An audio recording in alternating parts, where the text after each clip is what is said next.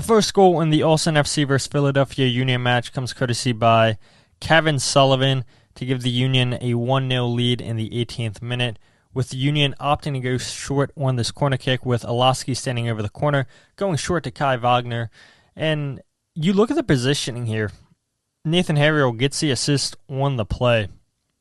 Not in the 18-yard box, far away from the action initially of this play, with Austin not even paying attention to where Nathan is. He's completely irrelevant in Austin's side of this thing. And as soon as Milan plays this ball out wide to Wagner, Austin wants to go ahead and push the numbers up. They want to catch players offside. They want to try to get out of their 18-yard box as quickly as possible.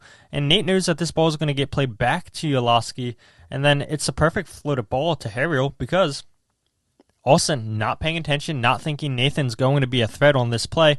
Nate always knows this ball is getting played back to Hines-Ike, so he makes that run, being an option on the back post. It's a perfect ball to Harriel, who can head across the 6-yard box for Cavan Sullivan to head that one in the back of the net for his second goal of the MLS season. But yeah, we'll take a look at that once again because it's pretty bad marking by Austin all throughout on this play. And what I find interesting on this goal too is Austin had an extra defender inside the 18-yard box where it's all jumbled up, and you'll see it right here with the corner kick getting played out wide to Wagner. Wagner goes back, and it's 6 defenders to the Union's 5 attackers inside of that square.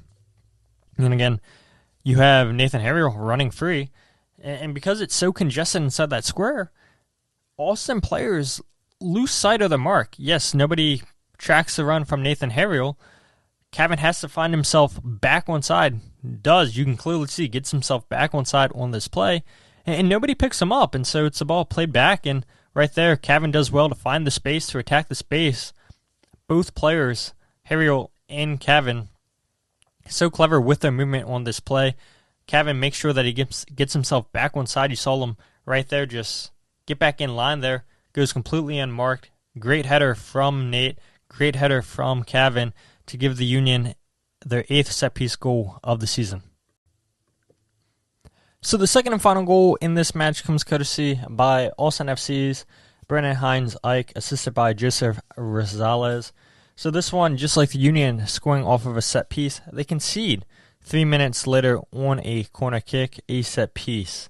And I always pointed out to you guys how the Union defend this, and we see it all the time, teams playing a mixture of a hybrid system, half the players playing man marking, the other half playing zonal. And so right here on this play, the Union put Frankie Westfield, who's at the back post, and Nathan Harriel, who's centrally. Both of those players playing in a zonal system with Jesus Bueno marking Brandon Hines-Ike. And so this ball is going to be floated in here, crossed in by Rosales, and it's a perfect ball in between both Frankie Westfield and Nathan Harriel. Perfect delivery there for Brandon Hines-Ike to head that one past Andre Blake to tie that game up. And I know that play happened extremely quickly. It's a perfect corner kick from Rosales into Hines-Ike, and there's a couple issues on this play with Andre Blake, obviously with Jesus Bueno, and the zone just getting completely beat here on this play. And I'll try to slow it down right here for you, and you see the close-up right there. And so Jesus Bueno, he's the one marking Brandon Hines-Ike, and Hines-Ike's able just to go ahead and run into that space between Westfield and Harriel. You can see right there. Andre Blake comes off pretty far on his line, kind of gets caught in no man's land. Wants to come and try to potentially push that ball away, but the delivery is so good that it just goes right past Andre Blake, and it's a free header into the back of the net. No goalkeeper. Blake, you see, goes out there, wants a punch, but the cross is just so good. Andre can't react to it because he comes off of his line. It's a free shot on goal from Hines-Ike. Let's go ahead and take a look at some key chances created by the Union in this match. Starting off with the Union playing out of the back with Andre Blake finding Frankie Westfield right here on this play.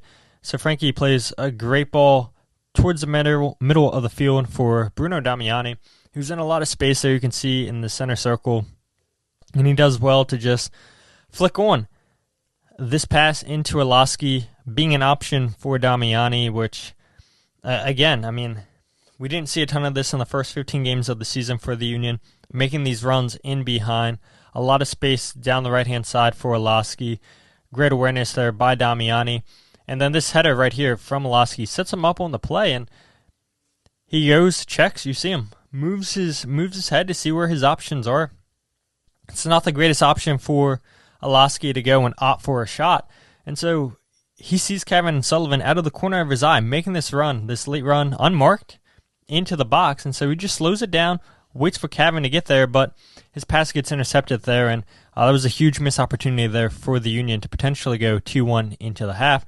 Cavan Sullivan dribbles past a couple players right there, finds Frankie Westfield, who plays a cutback pass for Orlowski, but that play right there was ruled for offside. Cavan Sullivan had a big second half of this game for the Union, creating chances, going at players 1v1. We'll see a couple of those moments coming up. Again, right here, just the confidence to attack the space, find the space, dribble past the defender there, play Frankie Westfield, who's offsides, and somehow Orlowski misses that ball, and Stuver is able to make the save. But once again, Cavan Sullivan driving forward for the Union, plays a terrific ball moments after that chance that the Union had that was ruled for offside. He sees the run from Danley John Jock in behind the back line. This is a terrific ball into space for Danley. A little bit unfortunate there. Danley hits the post there. Strong effort and a sign of things to come for the Union, you thought, in the second half offensively. So right here, Lukic wins the ball back. Cavan Sullivan collects the loose ball and finds his brother Quinn.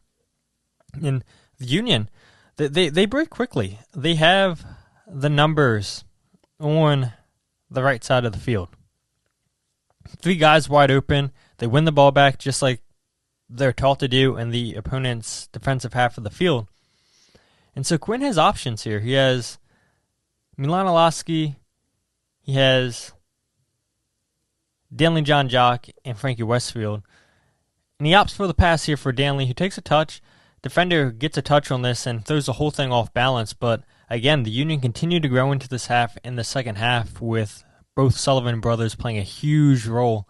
Right here, we'll see a shot by Quinn, and it's a good run at the defender from Anello. A lot of space down the left-hand side of the field. And because of that, because Austin pushed the left back out on the field, now you're forced to move a center back out wide to cover for the left back. And so what I like on this play is Alado and Anello both came in as second half subs, and Austin did a good job eventually cutting out this run from Anello. But because of the run from Alado, just running across gives Anello this option to pass it into Alado and get this ball right back. And so it's a good combination play to find Quinn Sullivan wide open, takes a touch, and that's a terrific shot, but an even better save by Stuver to keep this one out. I do want to look at that once again because you look, he's deep. He knows that he has the overlapping run from Danley.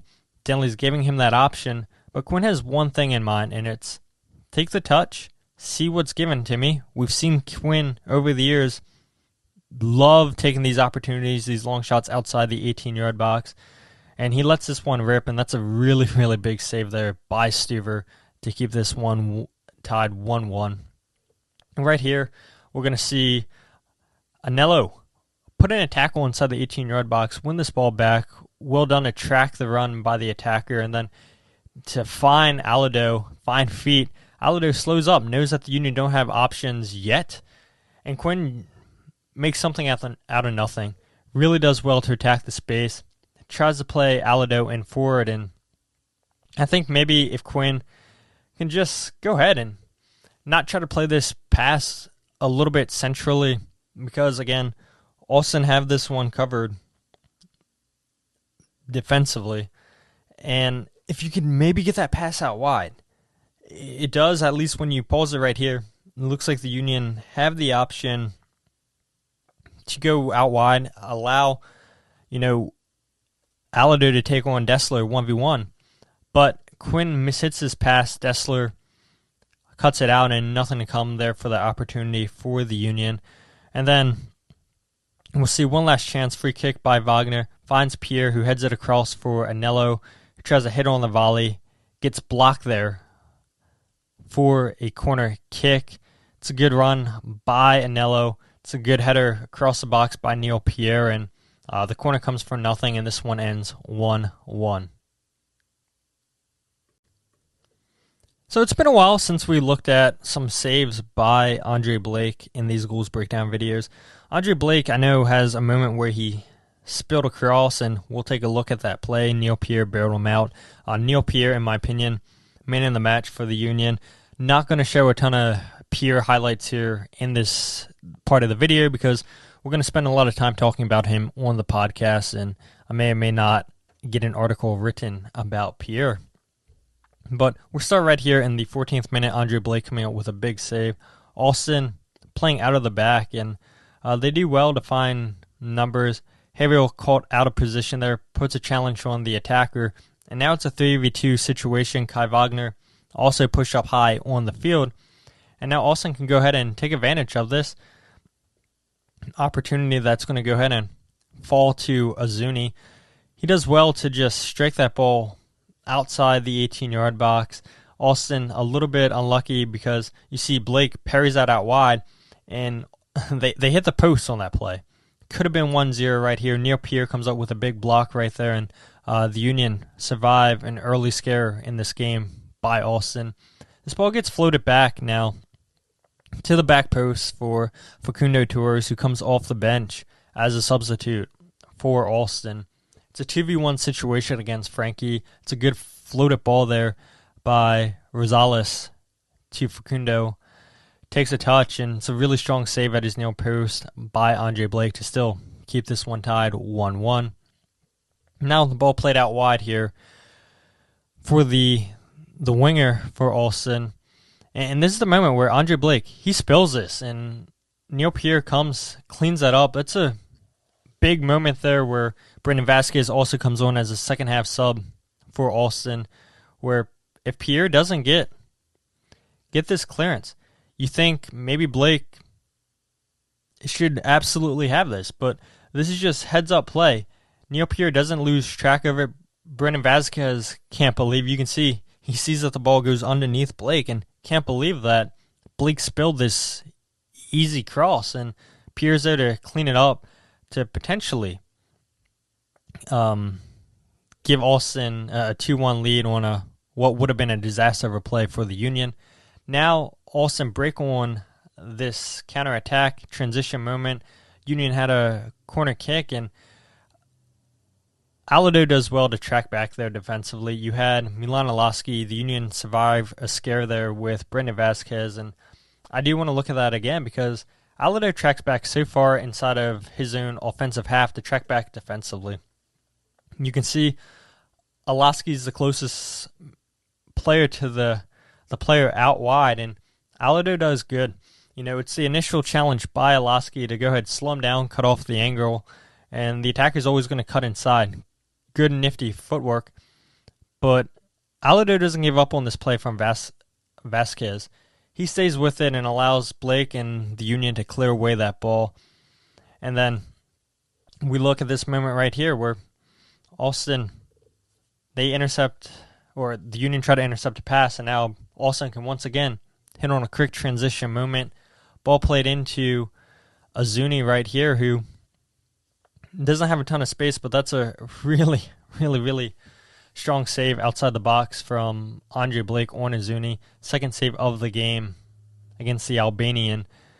And again, both teams are going at this late. Both teams had opportunities, and Blake, for his one spill, comes up big in a very big moment in the 4th minute of stoppage time.